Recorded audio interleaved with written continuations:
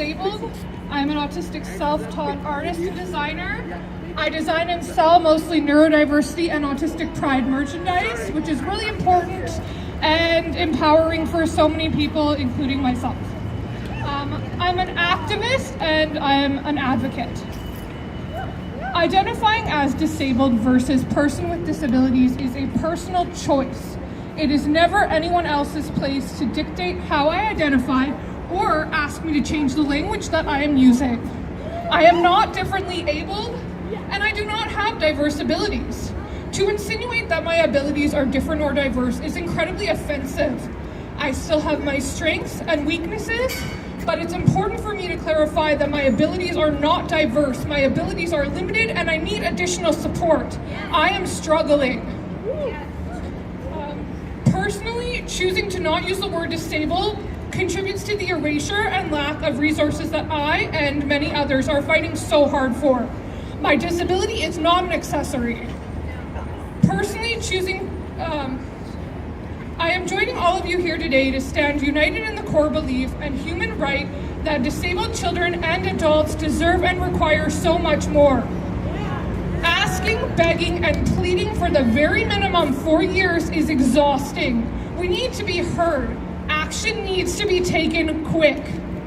Remember, autistic children become autistic adults. Include us in all of the conversations when it comes to autism funding.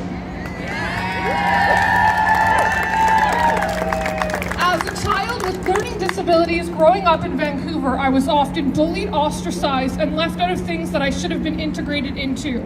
Instead, I was pulled out of my class in front of the other students who would laugh and belittle me while I went off to the learning assistance classroom. There, I would have very flawed support. I would then be put back in the classroom to endure more harmful behavior from my peers. I was confused, depressed, and anxious. My mom would always say that I was falling through the cracks of the system. Moving around from school to school was traumatizing. I never ended up graduating from high school and instead got my GED. Now as an adult, I would love the opportunity to take graphic design courses to enhance the skills I already have gained, but the barriers are too overwhelming. First off, I would have to take out a loan. I'm not in the position to take on any debt. Secondly, there's fluorescent lighting, which is incredibly debilitating for me. Thirdly, I would have to spend more money to prove that I have attention deficit disorder, dyscalculia, which diagnoses were on a piece of paper that got lost through the years, on top of my autism diagnosis. These evaluations are not free.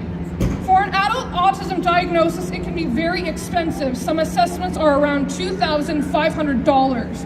Without this glorified piece of paper, many adults are unable to access PWD, which also requires a lot of focus, determination, and hoops to jump through, just to be able to apply. Applying doesn't even guarantee that you will be approved either. If the government is not providing our youth with the strength and resources to have a fulfilling future, we are failing them. If the government is not providing adults with additional resources, we are also being failed.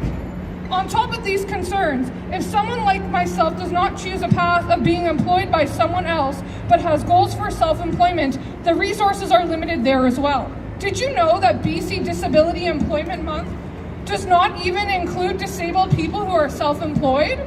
We are never empowered. Oftentimes the narrative is, how can able-bodied, allistic people in positions of power utilize disabled people for their own benefit? If we don't start fixing things like removing isolation rooms and cease ostracizing students, we will always be at the mercy of someone who does not have our best interests at heart. We will not be able to contribute in our own way when there are people who are so quick to have us morph into their idea of what a perfect, behaviorally modified young person needs to be. I addressed many of my concerns at the 2022 provincial budget consultation, and based on their report, many of the topics that BC People First and I spoke about were not even addressed. We simply are not empowered to be independent. Our disabilities are often ignored. We deserve adequate treatment, we deserve accommodations, we deserve help, and we deserve financial assistance. Listen to us, make changes, provide funding. I'm never going to stop fighting, and change needs to happen now.